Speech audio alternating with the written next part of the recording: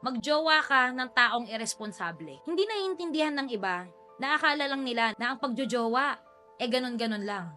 Once nahulog ka na dyan, lahat ng responsibilidad niyan sa buhay aakuin mo na. Kapag napamahal ka na at pag naaawa ka na kapag nahihirapan, aakuin mo na yan lahat. Sige, sirain mo yung buhay mo. Magjowa ka na hindi ka man lang kayang i-date. Magjowa ka nang hindi ka man lang kayang bilan ng simpleng bulaklak.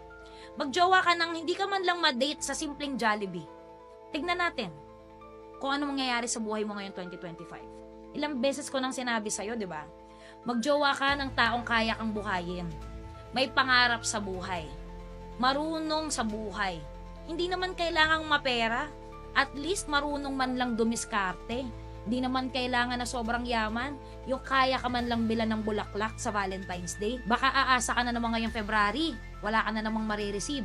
Bakit? Tumanggap ka ng irresponsableng lalaki.